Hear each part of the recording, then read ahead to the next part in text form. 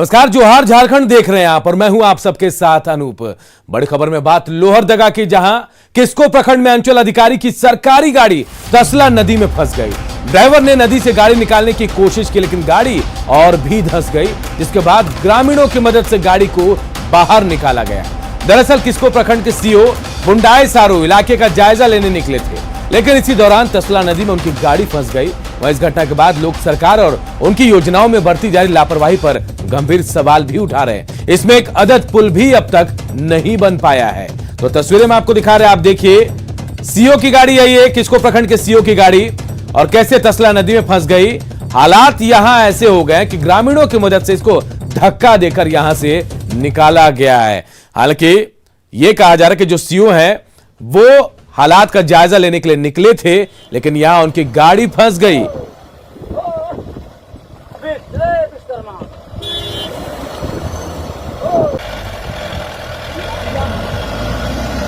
और हमारे साथ हमारे लोहरदगा सहयोगी आकाश साहू जुड़े हुए हैं। आकाश, एक बड़ी बात तो सामने आ गई, एक अदद पुल के बिना देखिए अधिकारी को कैसे गाड़ी से उतरना पड़ा होगा, कैसे उनकी गाड़ी फंसी होगी, पुल नहीं बन पाया। कई सवाल खड़े हो रहे हैं, क्या था यह मामला?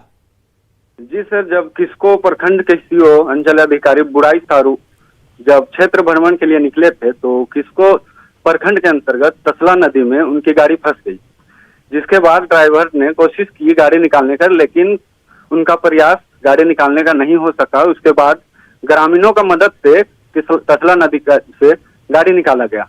और यहाँ ग्रामीणों का हर समय मांग होता है कि तसला नदी पर पुल बनाया जाए जी, क्योंकि बड़े अधिकारी का गाड़ी इस तरह से फंस गया और लोग यहाँ डेली रोज प्रतिदिन यहाँ पे जाते आते हैं, उनका तो यही हाल। आज तो शायद सीओ साहब को भी पता चल गया होगा कि कितनी परेशानी से दो चार होना पड़ता है गांव वालों को। एक अदद पुल नहीं बन पाया, क्या अब कुछ हो गया? जी सर, खबर तो दिखाया जा रहा है कि कुछ होना चाहिए। इसके लेकर आज उपायुक्त से भी बात किया जाएगा और ग्रामीणों ने बार बार इसको लेकर सवाल उठाया है, का परेशानी को समझाने का कोशिश किया है, लेकिन अभी तक विकास की धारा इस पुल पर नहीं बह चुकी है। देखिए तस्वीरें बहुत कुछ बयां कर रही है। किस्को के सीओ की एक गाड़ी तस्मा नदी पर फंसी थी, वो मुआयने के लिए निकले थे, लेकिन उनकी गाड़ी फंस गई और काफी मशक्कत के बाद, गांव वालों की मदद के बाद गाड़ी को इस नदी से बाहर निकाला गया। हैरानी देखिए, अदद पुल की मांग सालों से यहां ग्रामीण करते आ रहे थे, लेकिन उनकी मांग पूरी नहीं हुई। लेकिन आज अधिकारी को, सीओ को पता चल गया होगा, उनको भी पता चला होगा कि कितनी ज्यादा परेशानी यहाँ के ग्रामीणों को होती होगी। एक बिना पुल की वजह से अगर बरसात में पानी यहाँ जाए तो कैसे इसे पार करके जाते होंगे, इसका भी अंदाजा आज उन्हें लग गया होगा। हैरानी देखिए आप।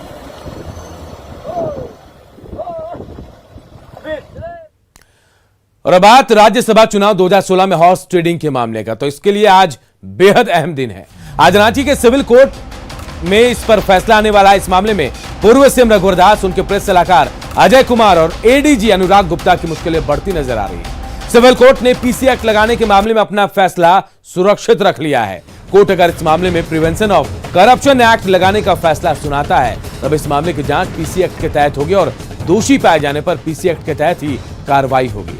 मामला राज्यसभा चुनाव 2016 में हॉर्स ट्रेडिंग से जुड़ा है, जब बड़कागांव की तत्कालीन विधायक निर्मला देवी ने पूर्व मुख्यमंत्री रघुवर दास, उनके प्रेस सलाहकार अजय कुमार और एडीजी अनुराग गुप्ता पर राज्यसभा चुनाव में बीजेपी प्रत्याशी के पक्ष में वोट देने के बदले पैसे की पेशकश करने का आरोप लगाया था। इस मामले में पूर्व मुख्यमंत्री बाबूलाल मरांडी ने चुनाव आयोग में शिकायत की थी, जिसके बाद जांच में मामला सही पाए जाने पर जगन्नाथपुर थाने में 29 मार्च 2018 को प्राथमिकी दर्ज की गई थी।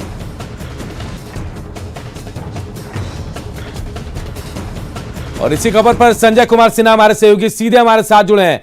संजय, बेहद अहम दिन, अगर पीसी एक्ट जुड़ जाता है इस मामले में तो मुश्किलें बढ़ जाएंगी पूर्व सीएम रघुवर दास जी की, अजय कुमार की और अनुराग गुप्ता की।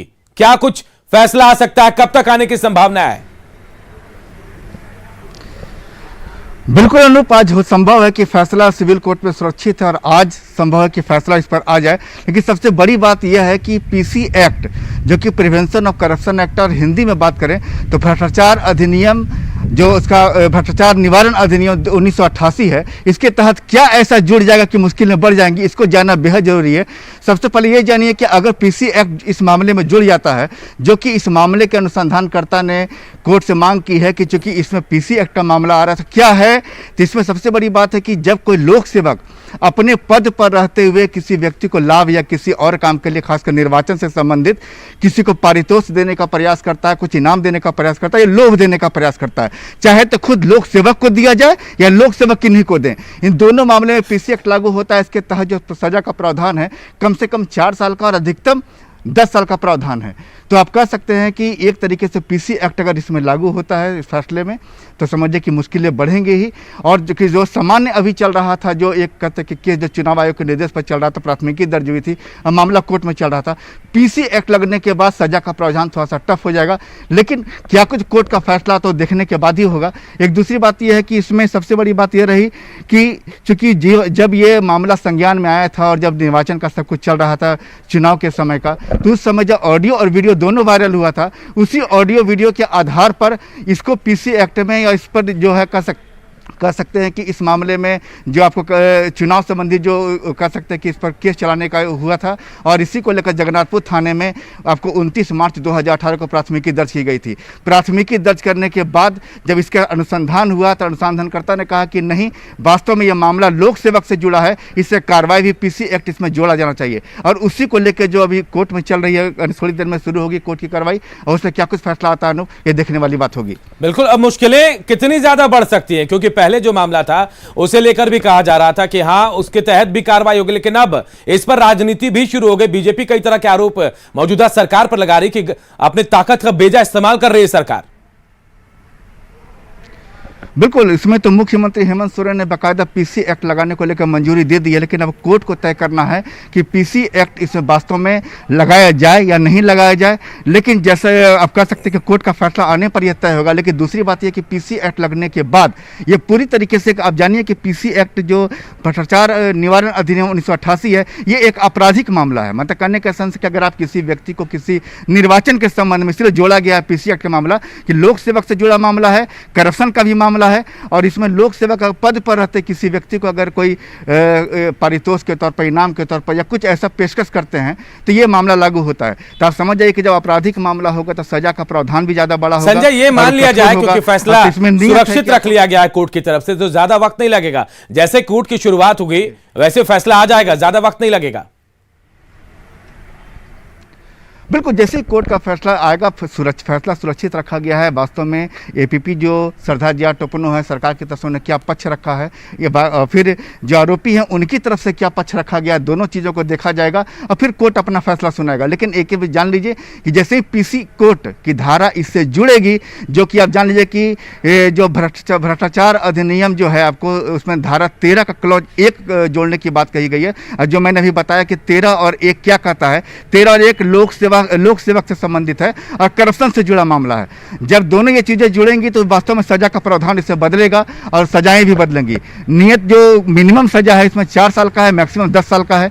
तो वास्तव में इंतजार करते हैं फैसला जब इसमें आता है, इंतजार करते हैं जब फैसला आएगा कोर्ट का, उसके बाद क्या रुख होगा ये भी जानेंगे, आपसे जुड़ेंगे। फिलहाल बहुत बहुत शुक्रिया हमसे बातचीत करने के लिए आपका। इधर छठी जेपीएससी की संयुक्त सिविल परीक्षा के रिजल्ट को लेकर आज झारखंड हाईकोर्ट अहम फैसला सुना सकता है। रिजल्ट को हाईकोर्ट में चुनौती दी गई है और इसे लेकर 15 याचिका दाखिल की गई है, जिस पर झारखंड हाईकोर्ट के जस्टिस संजय कुमार द्विवेदी की कोर्ट अपना फैसला सुनाएगी। इस परीक्षा में 326 उम्मीदवार सफल घोषित किए गए थे। परीक्षा में असफल अभ्यर्थियों ने फाइनल रिजल्ट में गड़बड़ी की बात कहते हुए रिजल्ट को हाईकोर्ट में चुनौती दी। मामले में हाईकोर्ट ने 11 फरवरी 2021 को सुनवाई पूरी होने के बाद फैसला सुरक्षित रख लिया था। सुनवाई के दौरान कोर्ट ने सफल अभ्यर्थियों को भी प्रतिवादी बनाया था। प्रार्थी उम्मीदवारों ने परीक्षा के रिजल्ट को निरस्त कर दोबारा नए सिरे से रिजल्ट प्रकाशित करने की मांग की है। तो देखिए, आज अहम दिन, छठी जेपीएससी पर फैसला आज है। 15 याचिकाओं पर झारखंड हाईकोर्ट आज फैसला सुनाएगा और जो परीक्षा के रिजल्ट को चुनौती दी गई है, जो लोग इसमें सफल हुए थे उन लोगों ने इसे चुनौती दी है। और 11 फरवरी को कोर्ट ने इस मामले में फैसला सुरक्षित रखा था और आज इस पर फैसला आने वाला है। गड़बड़ी का आरोप लगा था छठी जेपीएससी के रिजल्ट को लेकर और इसे लेकर 15 अलग अलग याचिका दायर की गई थी। क्वालिफाइंग पेपर का अंक जोड़कर रिजल्ट देने का आरोप लगा था, जिस पर आज अहम फैसला आ सकता है। गिरिडीह में मामूली विवाद में दो पक्षों में जमकर मारपीट हुई। घटना जमुआ के लताकी की है, जहां कुछ दबंग लोगों ने रास्ते के किनारे टेंट के सामान पर अपनी बाइक चढ़ा दी। इसका टेंट वाले ने विरोध किया और इसी को लेकर दोनों पक्षों में मारपीट शुरू हो गई। लोगों ने एक दूसरे पर लाठी डंडे से हमला बोल दिया, साथ ही ईंट और पत्थर भी चलाए गए। इसमें 6 लोग घायल हो गए। दोनों पक्ष एक ही गांव के हैं। बाद में पुलिस वहां पहुंची, दोनों पक्षों को समझा बुझाकर मामले को शांत कराया गया।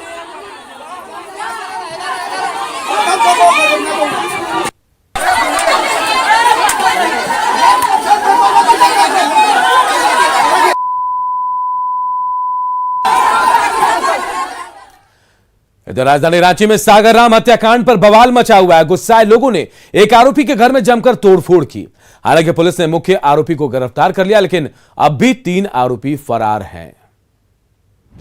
राजधानी में सागर राम हत्याकांड पर बवाल। गुस्साए लोगों ने की आरोपी के घर में तोड़फोड़।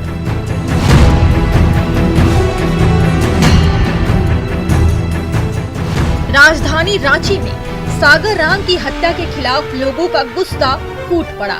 नामकुम के पाहन टोली में सागर के शव को अंतिम संस्कार के लिए ले जाने के दौरान गुस्साए लोगों ने आरोपी सिंटू साव के घर में जमकर तोड़फोड़ की। बाद में मौके पर पहुंची पुलिस ने हालात पर काबू पाया। दरअसल शनिवार की शाम सागर राम की गोली मारकर हत्या कर दी गई थी। जानकारी के मुताबिक जमीन कारोबारी सिंटू के घर में सागर राम, मदन यादव, आकाश साव, दिवेश सोनी और सिंटू साव ने शराब पी। इस दौरान जमीन के पैसे के लेन देन को लेकर आकाश और सागर में विवाद हो गया, जिसके बाद आकाश साव ने सागर राम को गोली मार दी। पुलिस ने आरोपी आकाश साव को गिरफ्तार कर लिया है, जिसके पास से हत्याकांड में इस्तेमाल पिस्टल भी बरामद कर लिया गया है। आकाश कुमार साव उसका नाम आया हम लोगों का, फिर उसको हम लोगों ने जाके गिरफ्तार किया। टीम ने हमारी गिरफ्तारी और उसके पास ये देख रहे हैं, ये पिस्टल और 7.65 mm का ये कारतूस हमें मिला है। इसमें एक बालिया बयान में अपना बताया भी कि है हमने ही उसको गोली मारी थी। रांची पुलिस ने सागर राम हत्याकांड के मुख्य आरोपी आकाश साव को गिरफ्तार कर लिया है, लेकिन अब भी सिंटू साव समेत बाकी आरोपी फरार हैं। हत्याकांड के बाद से सिंटू साव का पूरा परिवार फरार है। ऐसे में आरोपियों की गिरफ्तारी की मांग को लेकर लोगों में आक्रोश है। न्यूज़ 18 के लिए रांची से ओम प्रकाश की रिपोर्ट। रांची में साइबर क्राइम के लंबित केसों के निपटारे के लिए स्पेशल टीम का गठन किया गया। रांची में करीब 1000 से ज्यादा केस पेंडिंग है, जिसके निपटारे के लिए स्पेशल 24 का गठन किया गया है। स्पेशल 24 में 8 इंस्पेक्टर और 16 सब इंस्पेक्टरों को शामिल किया गया है, जिन्हें 3 महीने के भीतर 400 केस के अनुसंधान की जिम्मेदारी दी गई है।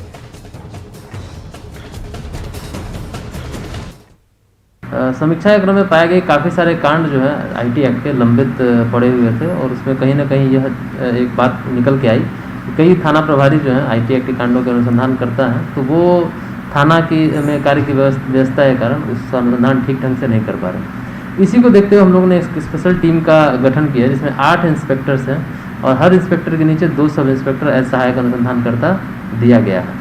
प्रत्येक इंस्पेक्टर के पास 50-50 केस दिए गए हैं। इसका मतलब कि हर एक सहायक अनुसंधानकर्ता के पास 25-25 केस होते हैं। 400 केसेस की जिम्मेदारी दी गई है। इस टीम को 3 महीने में इन सभी कांडों के निष्पादन की जिम्मेदारी दी गई है।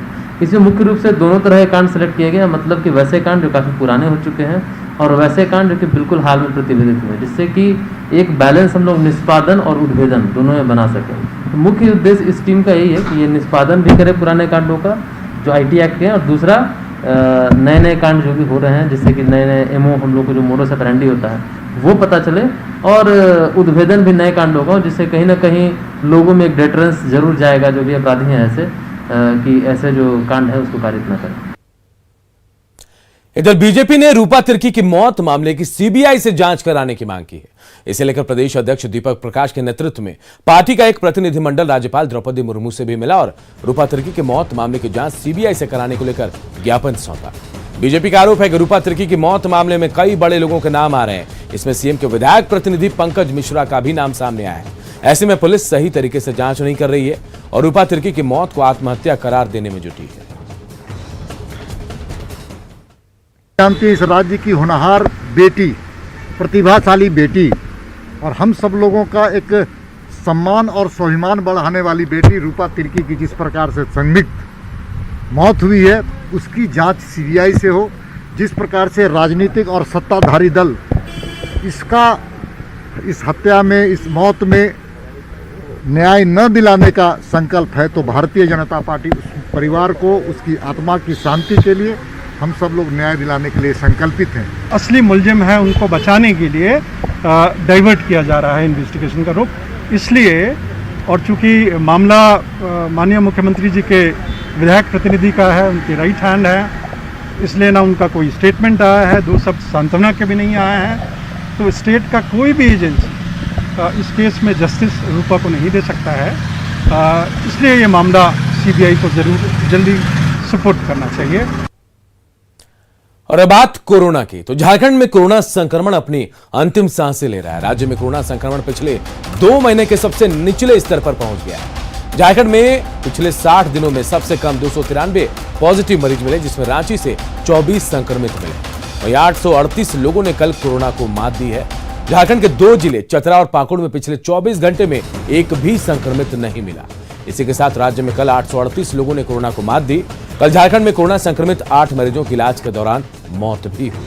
स्वस्थ मरीजों की संख्या बढ़ने और कोरोना संक्रमण की रफ्तार घटने से राज्य में कोरोना के एक्टिव मरीजों की संख्या 5686 तक पहुंच गई है और इसी के साथ झारखंड का रिकवरी रेट 96.85% तक पहुंच गया है।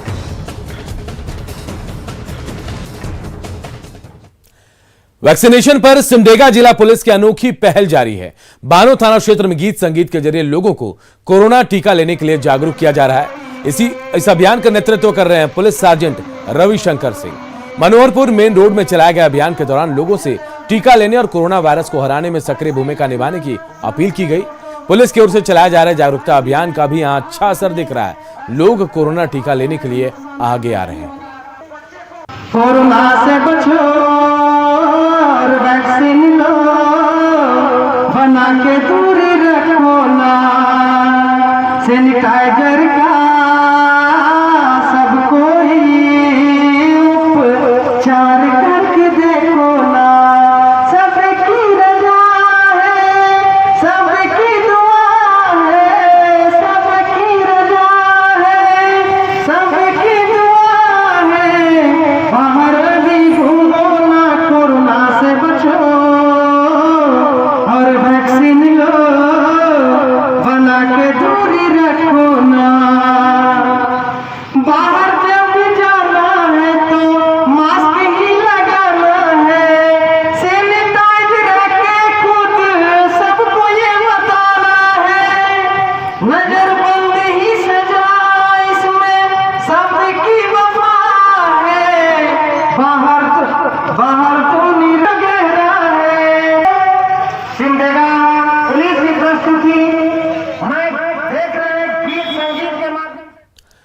और लॉकडाउन का प्रभाव साफ तौर पर मजदूरों पर दिख रहा है। काम नहीं मिलने से दिहाड़ी मजदूरों के लिए परिवार का भरण पोषण करना काफी मुश्किल हो रहा है। वहीं मजदूरों को मनरेगा की मजदूरी का भी 40 दिनों से भुगतान नहीं हो पाया। ऐसे में परेशान मजदूर रांची के चौक चौराहों पर हर दिन काम के इंतजार में नजर आते हैं। काम मिला तो ठीक, नहीं तो मायूस होकर अपने घर लौट जाते हैं। दिहाड़ी मजदूरों ने सरकार से जॉब की गारंटी और काम देने की मांग की है। रांची के डोरंडा चौक पर जुटे मजदूरों से बातचीत की हमारे सहयोगी निरंजन सिंह ने।